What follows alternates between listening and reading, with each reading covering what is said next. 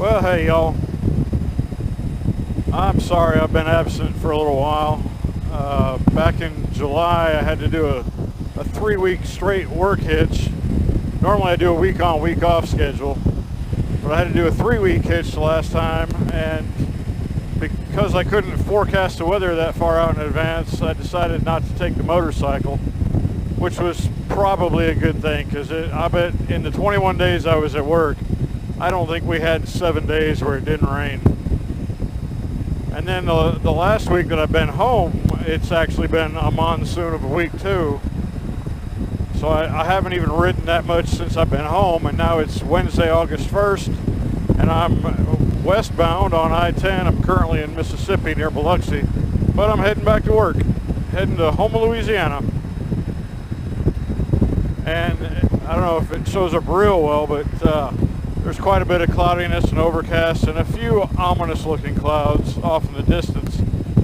But according to the radar, the rainy stuff is all to the south and well back to the east behind me. So I should be okay all the way to Houma. And I have to kind of be careful of the weather because the heat and humidity down here in the south gets so high that I have to use the open back on my GoPro housing. Otherwise it gets too hot and it shuts off. So with that in mind, I need to really pay attention to the rain when it comes down and make sure I get the GoPro shut off and put away where I can keep it dry. But it should be a good ride nonetheless.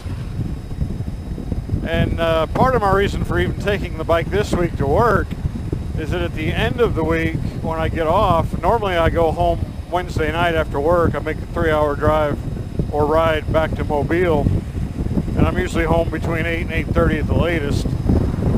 But this time I'm gonna stay the night in Houma and not leave until Thursday morning, and I'm gonna head to Hattiesburg, Mississippi to get the 4,000 mile service done on the bike, and also to have them address some of the minor issues I had that I'll show you here in a moment with the other dealership there in Mobile where I actually bought the bike. You know, not to mention the infotainment system is an update behind, so I'm going to have that done. But then, you know, the other minor issues that I'll show you now. Okay, so some of the issues that I've had that I'm going to have them look at when I take it in to Hattiesburg Cycle in Hattiesburg, Mississippi, which by the way is about 100 miles out of my way from where I bought the bike locally in Mobile, but they're not part of the same conglomerate of dealerships, so I feel like I'm going to get better service going that route. Anyway, when I bought the bike, I had the manufacturer's auxiliary lights installed on it, and the switch for those lights has to be added, whereas the fog lamps, which I also had installed, that switch is right here on the switch cluster on the left grip. But the aux light switch has to be added to the bars right here. And when they did that, they moved the reservoir for the brake cylinder. And when they moved it, they scratched the paint on the bars, and you can see, hopefully you can see, that is rusting. And notice the gap between the clamp for the reservoir and the switch cluster on the grip. It's wide enough for me to get my fingertip in there, versus the other side where it's about 1/4 of an inch wide maybe. Alright, so they need to fix that for me. You should at least take that mount off and, you know, sand away the corrosion and put some primer on there, and hopefully they've got a black paint in stock that'll match the bars, so prime it and paint it to keep it from rusting again. You know, that's I think that needs to be done. And the other thing, when they mounted my quick release backrest mount, you know, initially they had these brackets improperly installed, so the backrest itself that they had put on before I picked it up was actually on backwards, and it wasn't seated properly as a result of the improper hardware installation.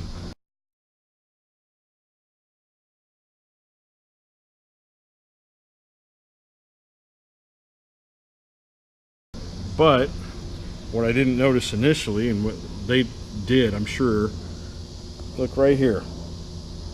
That is a scratch in the paint, and it's all the way through the clear coat, into the paint, and actually down to bare metal. Now, why it hasn't rusted yet, I'm not real sure, but hopefully we can get something added onto that to prevent any future corrosion that might take place. And something else that I'm not real thrilled about, see these screw ends, all the rust on those? You know, that's where the CB antenna would have been mounted had I had the CB option on this. But you know, maybe some caps to put on those just to cover it a bit so the rust isn't so visible. You know, that's ridiculous. That's poor work ethic and quality control from the dealership, in my opinion. So I've got those issues. Now, one other thing that I've noticed, I heard this buzzing noise, and I couldn't figure out where it was from, and I reached up and I put my hand up here, and the buzzing went away. Well, sure enough, look at this. See that? There's locking tabs that capture this other piece, and it's warped, the plastic is warped, or something's happened, and they're not staying in the locked position, and it's creating this buzz between the two pieces of plastic. So that needs to be addressed also. So I'm going to make an appointment up there in Hattiesburg for next Thursday morning as soon as they open. And I'll just ride up that morning, get the service done, and then head home to Mobile afterward. And then later in the month of August, I'm actually riding to northern Indiana where I grew up. Not exactly where I grew up, because Mom and Dad have moved to a different part of the state, but they're now in north central Indiana up on one of the lakes. And Dad's brother and some of my cousins are going to be there on the weekend late in August. So I'm going to ride up, hopefully, that's the plan anyway, is to ride the bike up during my week off, take a couple of days getting up there, stay up there a couple of days, take a couple of days coming back, and then pack up again to head back to work for a week. Now, if the weather forecast looks, you know, really treacherous and bad, then I'll make the decision to take the van at the last minute. But right now, the plan is to take the motorcycle, so that'll be a nice little trip. And that time of year should be really decent weather, really. This is Lake Pontchartrain, y'all, north of New Orleans.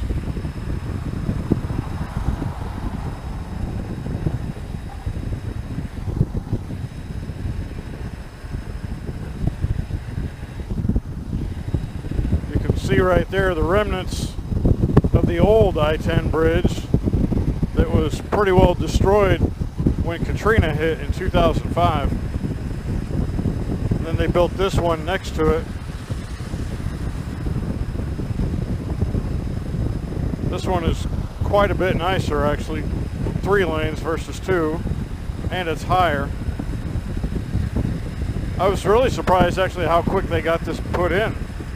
I think it was within 2 years they were done with it.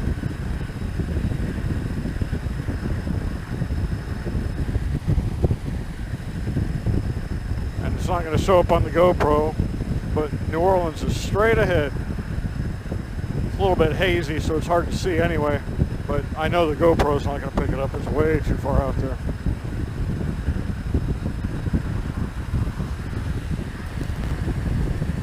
Coming into New Orleans on the eastern side of the Twin Span Bridge, this is the Chalmette Little Woods area. It was pretty heavily devastated by Katrina also, and that's been now almost 13 years ago. It's come back pretty well, but there are still areas around here that didn't come back at all, really. They hide them pretty good. That building off there in the distance, that one's a derelict building. They've hidden it pretty well with some new construction in front of it.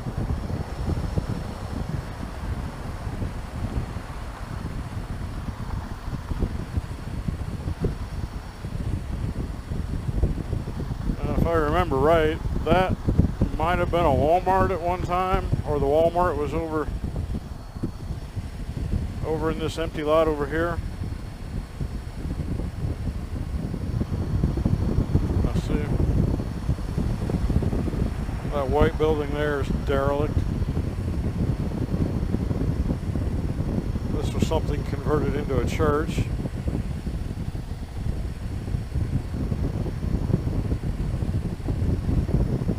These apartments over here are new within the last 4 or 5 years.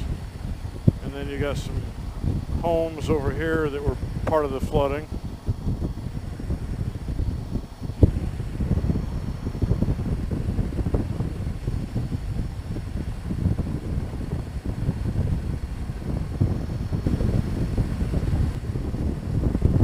I go through this area once a week, either going to Houma, Louisiana, or coming home to Mobile.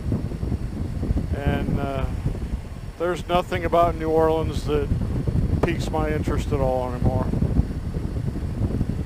15, 20 years ago, we'd come over here to the French Quarter every now and then, but that doesn't even thrill me anymore. In fact, I really don't see what anybody sees in New Orleans anymore. If you've seen it once, there's no reason to see it again. Now up here on the right, this was an apartment or a condo complex prior to Katrina. And now it's vacant, derelict. That caveman reader thing, that was all, somebody added that recently. Tag artists.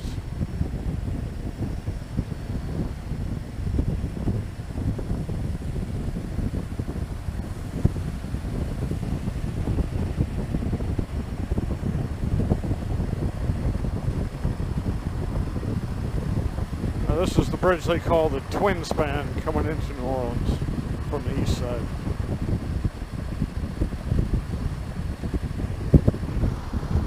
Train yard back over there over my left shoulder. Other industrial complexes here that cross the river north into Lake Pontchartrain.